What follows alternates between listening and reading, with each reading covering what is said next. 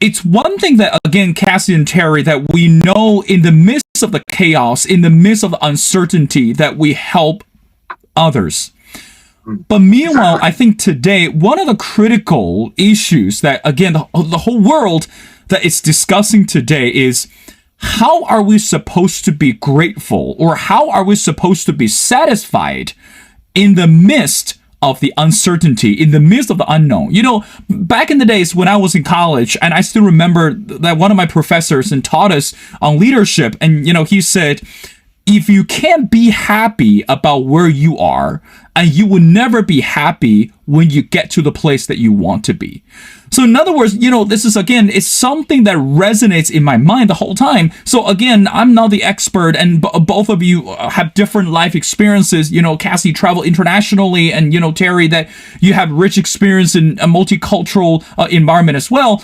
But let's start with a question, Terry. How would you, just yourself as an individual, how would you be satisfied and be grateful in the midst of the uncertainty? I mean, brother, let's face the reality. It's easy to encourage others, but when it comes down to ourselves, how would you do that? And then again, the question will go to Cassie after Terry. Go ahead. Well, there's a great quote that I like, is, look in the mirror, that's your only competition. Right, that's it. So in terms of gratitude, I try to practice gratitude every day.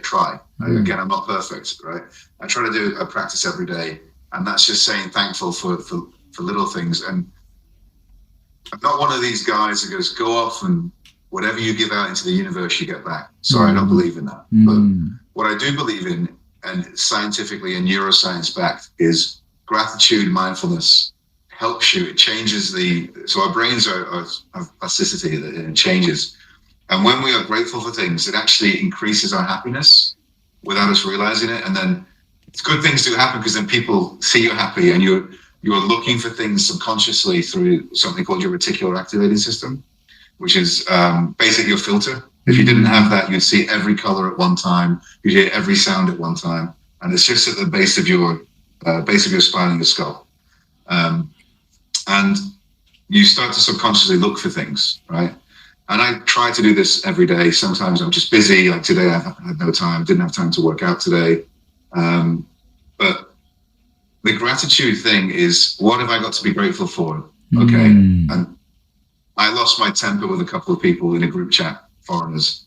This. I know this was before the pandemic. This happened. They couldn't use Alipay. And I said, look, you choose to live here. Go. You don't need to live in China. Go live somewhere else if you don't like it, right? Or this doesn't work. Whose fault is it if you don't speak enough Chinese? It's your fault, right? It's not the delivery guy. It's not his fault. He doesn't speak English, right? So you could always find something to be grateful for, and some people just don't realize what this is. But now, in the pandemic specifically, what do we have to be grateful for? I'm alive. I'm healthy. I have water. I have food. Not as much food as I used to eat, but I've actually lost 2 kgs, and I think it's honestly changed my mindset.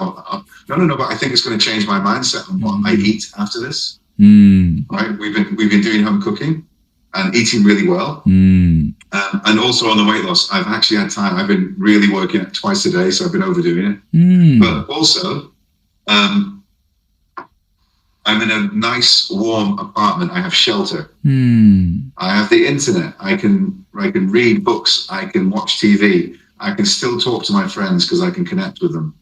I'm able to go downstairs. I can't go out of the building, but I can let my dog go out and go to the bathroom. So I can actually get a little bit of sunshine. I can sit on my balcony when it's sunny and sit for a while. And I'm still able to communicate with the outside world and still work. And when you compare yourself to some of the people, the elderly people that built China, that don't have food and they can't use the apps because they don't have a smartphone, they can't order food. Or there's people in ill health that can't get to the hospital right now.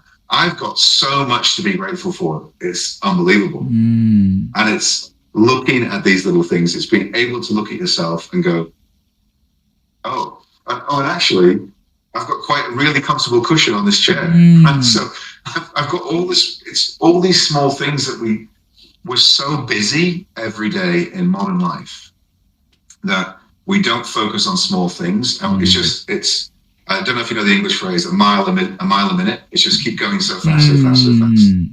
And also, I mean, it was very interesting today. I was sitting in the living room at lunch, and then my wife came out of the kitchen. She went, "Those birds are so loud. They're too loud." Because we had the balcony door open. I was like, "Yes, they are, but I think that's their normal volume. And because there's no traffic and there's no noise, we're actually."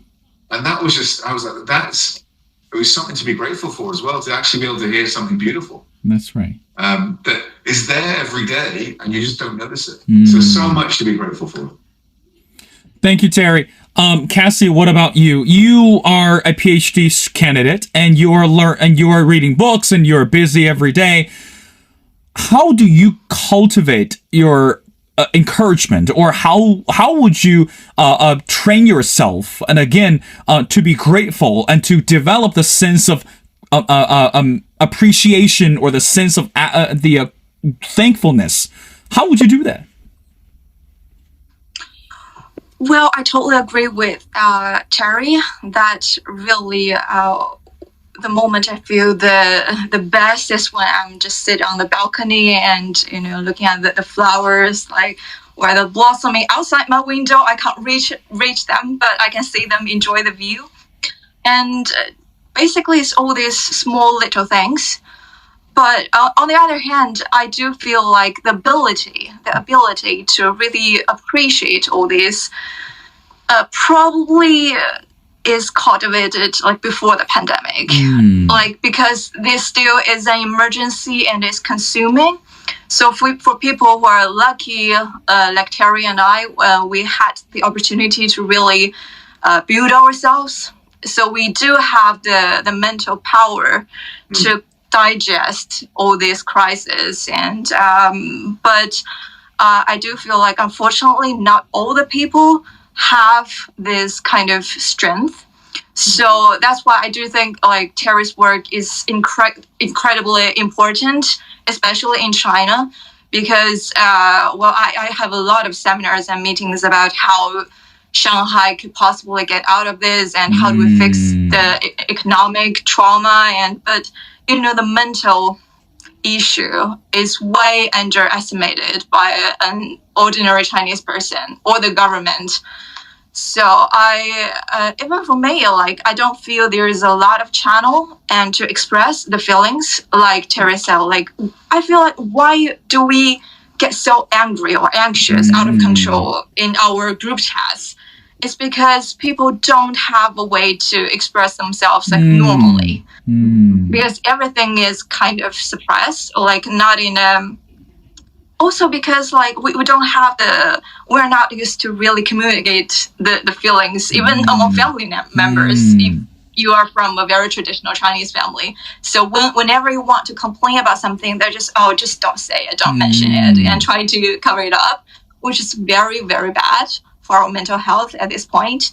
So my suggestion is really leave the group chat if necessary, and just to focus on the actions, because like you might find, you might really get into a fight on the chat group, but then if you really approach them personally, you feel, oh, this is actually a very nice person.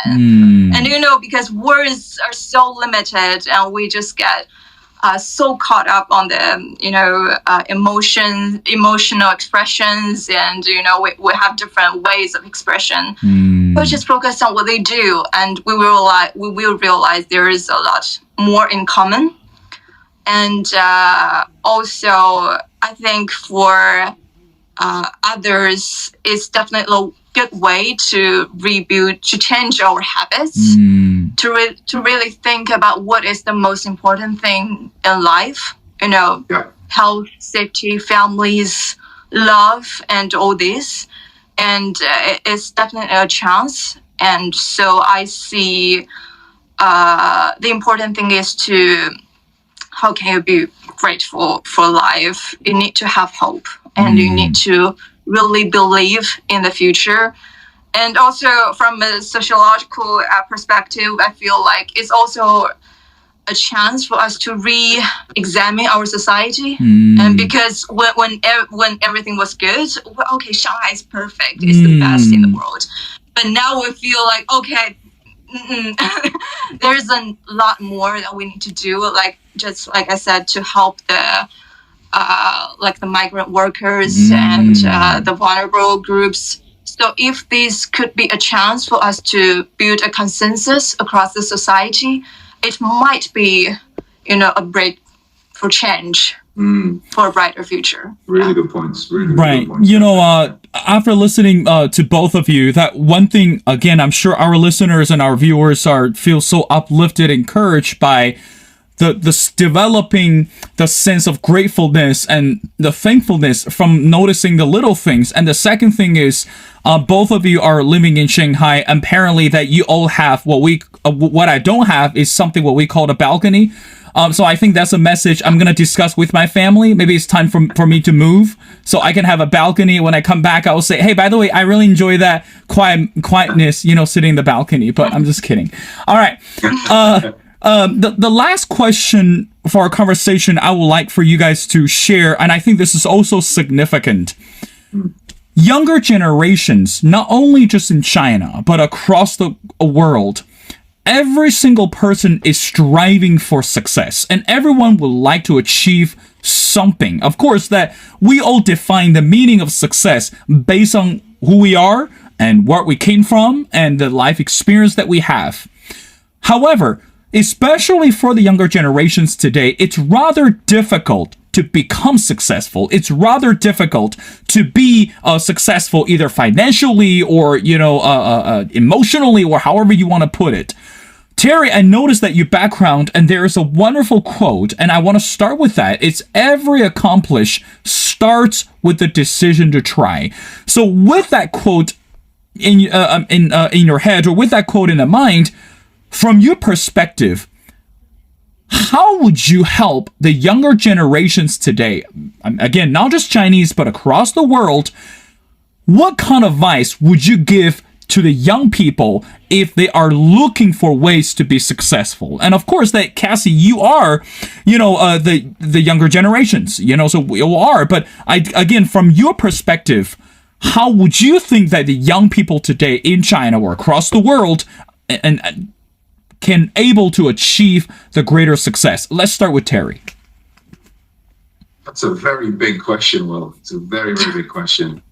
So first of all, as you said, what is success, right? Is success owning a Ferrari? Is success just having your own little shop and working your own hours? Is success being a TikTok influencer with millions of followers? Is success being a social worker, right? So what is success to you? First of all, you have to define that, and that might change throughout your life. Right? When you are 16, when you're 18, when you're 20, you might want this, and you might achieve it. But then you might want something else when you're 30, and then when you're 40. So your priorities change. I just want to touch on a point that Cassie made about societal shift. I'm hoping after this that there's less waste and there's less consumption and there's less, all this sort of this society where we want things all the time. Because what I've realized is I don't need that. And I've been like that for a long time. I mean, I don't own anything really with logos. This is a Uniqlo t-shirt, right? I think the most expensive thing I have is an Apple Watch. I don't care. But years ago, I cared about this. So years ago I had to have a Rolex. Years ago, I had to have this, I had to have that. And then but it changes as you get older, and as your priorities change, you realize what's important. So I think with success is start off with a goal, right? But the goal cannot be, so the biggest mistakes people make when setting a goal are, it's too vague, I want to be rich, right? Or it's too long, I want to be rich in 30 years. Or it's just not, it's not really actionable. It's too difficult. And if it's too long, you'll give up. So have a goal that you want to do, and make it small incremental goals that you can actually measure, make it measurable as you go along. And, that goal might change, but that's the beauty of life, right? The goal might change that you wanted to do. I mean, Cassie, did you always want to do the PhD in what you're doing, or did you not want to do a PhD at some point? And then you got your master's and you thought, actually, I want to do a PhD. So your goal changes. And it's, number one, do what you want to do for you. And I know it's very difficult in a lot of traditional societies where the family's really involved, not just here, but the family's really involved. And you have to be a doctor, you have to be this, you have to have that. You have to go to this school, right? And that's really good. It's great to have your family supporting you like that, but it doesn't work for everyone. So you have to decide what measures success for you. Don't judge yourself against other people, especially now in these sort of lockdowns, because that's when negative emotions get really heightened. You will be more jealous. You'll be more grumpy. You'll be more angry. You will lose your temper quicker because of the heightened situation we're in. But in general, try to just do you. And I would also advise people, as early as you can, start practicing some sort of mindfulness or meditation where you can be on your own and understand your own emotions and understand how to react to things. So a boss I had a few years ago, Chris Myers, an American guy, he once told me something. We were traveling through China and we were going to a factory. I was in manufacturing at the time. And I just lost my temper massively with this factory because I think it was the third shipment where, we got the price wrong. We didn't agree on that quality. We got the shipment wrong. So it was always a dance. Every single shipment was like this. Right. And I just lost my temper. And he just said to me in the car, he said, look, you're good at what you do. You can communicate with people here. You get the job done, because I'm very directive. Get the job done. Go in there. Don't be a bull in a tea shop breaking things. And he just said to me, respond, don't react. Right? And I was like, and it's still with me all these years later and this was before I understood. And he wasn't talking about mindfulness and controlling emotions, but he was just like, don't lose your temper because you look like an asshole, number one. But two, shouting and screaming doesn't solve anything. So take that time to respond and make a plan to come back. And this is the advice I would give to young people, especially if you're sort of like me, you're directive and you just want to get things done and you're a little bit impatient.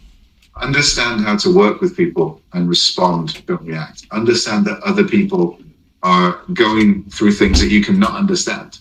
This person's got this pressure from his boss, or this bank manager could not approve your loan because the bank it's the situation of the bank at the moment, or you can't do this because of this. It's all these external factors. So set your goal, do it for yourself, and respond, don't react. Thank you, Terry. Now, Cassie, let's go to you. What would you think?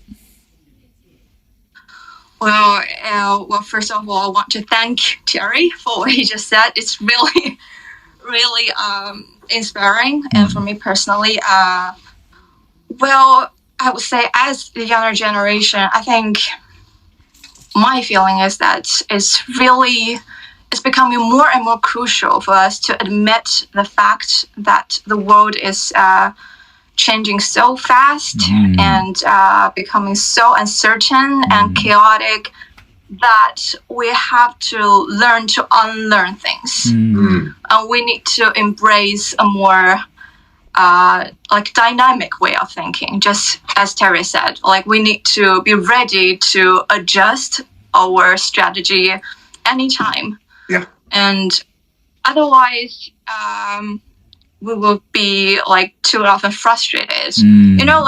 I believe most anger comes from helplessness. Yes. Because if you can't do something about it, you just go for it. Go do something and change.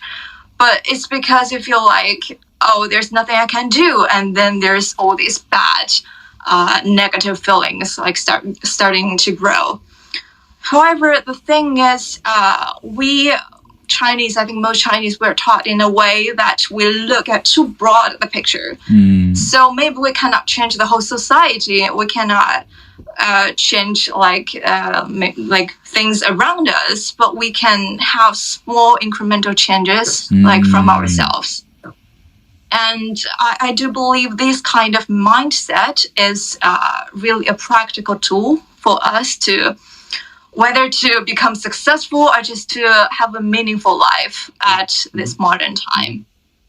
And also this dynamic way of thinking goes for like how you interact with others, because you will feel like we get more and more and we live in international communities and we travel around, like even if I don't go abroad, but because of the economy is so globalized, and we have to deal with different ways of thinking and ways of doing things. So we have to respect the diverse culture and also diverse truths. There's multiple realities, and it's not like you're wrong and I'm right. And I think that's what was important. And also what Terry said reminds me of a quote from a movie, but I can't really, I tried, but I can't think of which movie it is. But it says, "You cannot find peace by avoiding life." Okay. And that's something that's been supporting me throughout the way. Because, we are so tired of all these arguments, nasty stuff in the world, but we cannot really isolate ourselves from the society. And, well, now we are really isolated. And we feel like, okay, this is not what we want. And so then how do we really position ourselves, like, in this world? And how to create a meaning for ourselves. I think really I can't really give a one fits all answer to people, because as I just said, like you should all go out and find your own answers. But just remember, along the way, you need to listen to others, but most importantly, listen to yourselves. Yep. And you really should be faithful to your own mind, because that's the only way. Like I think you are the only one you are, responsible for, or like you answer to yourself, like not to anybody else. Yeah. Thank you, I'd Cassie. Go ahead, Terry. I'd just like to just add one more thing there. I mean, sure, really go like ahead. what you say, Cassie. There's just something that a lot of people will understand if I explain it this way. So a big buzzword now is growth mindset. Right? And it sounds big and it sounds complicated, but what all that means is every failure or everything that goes wrong, right? You're going to fail, right? I had another interview this afternoon at 3:00, and the interviewer asked me, "So you've been here a long time. What would you go back and tell yourself 20 years ago before you came to China? What would you do differently?" And I would go back and I said, "I wouldn't say a thing." He said, "Well, what do you mean?" I said, "Well, if I hadn't have come here and gone through all of the successes and failures and ups and downs and highs and lows, I wouldn't be me." Right? So all of these difficulties, all of these things that go wrong and you feel that it's the end of the world, are actually making a stronger person. Tough times build tough people. And what you take from growth mindset is, okay, that went wrong. Okay, I'm not dead, but that went wrong. Right. What can I take from that? What went wrong there? And then how do I take that and it doesn't happen again? Or how do I expand on that? How do I make it better? And that is growth mindset. I mean, there's much deeper ways you can explore it and probe it, but respond, don't react, and have this growth mindset. Everything that goes wrong is making you stronger. It's making you more resilient. It's making you tougher. And this will pass. Okay, it will pass. It feels like it's the worst thing in the world. There are people that do have underlying conditions and with mentally, etc. They need access to real professionals in hospitals and clinics. But we can all find ways to cope. And yeah, it feels bad now, but in 2 months we will be laughing. We'll be back out. That's right. We'll be having a beer on the terrace. That's right. We'll be walking our pets. We'll be having a hideously overpriced meal in a Shanghai restaurant, and we'll be laughing and joking. And this will be in our psyches forever. It will be, and we can take strength from it.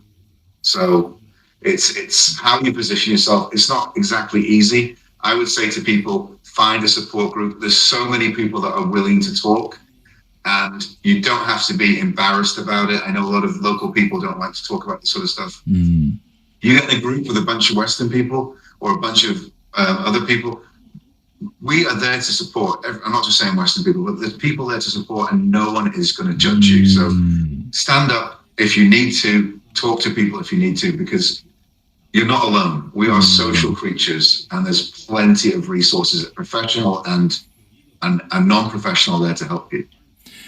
You know, again, just echo what Terry and both Cassie you said. I know Michael Jackson used to have one famous song. Of course, he's famous for many songs, and I think the song is called "You Are Not Alone." And then I remember that when I was going through hard times, and you know, when I was in my early 20s, and I remember there's someone who used to play the song. I can't remember the name of the song, but the lyrics goes that, you know, you got you got a brother to count on, or, you know, you got a shoulder to cry on, you know. But again, at the end of the day, Cassie and Terry, you know, I want to say I appreciate so much that you are able to share with us regarding your experiences, and not just about what you learned from the lockdown, but also as amazing human beings that you are living within the same city, but from different backgrounds and different nationalities, but able to bring this conversation to this tipping point, and able to share the genuine and heartfelt words with our audience and with our viewers. So again, you know, I always say, hanging there, brothers, because as Terry said and as Cassie said, this shall pass. Again, ladies and gentlemen, it's my great honor to speak to Terry, and who's a life coach. And again, you can connect with Terry via social media. And of course, Cassie, it's a promising candidate, going to be a famous economist in the future. I hope that you remember both of us when you were getting the Nobel Peace Prize, or Nobel Prize for Economy, whatever you do. All right. But anyway, so thank you so much for both of you to join the show. And we pray and hope everything goes well. And let's keep in touch. Thank you, guys. Thank you.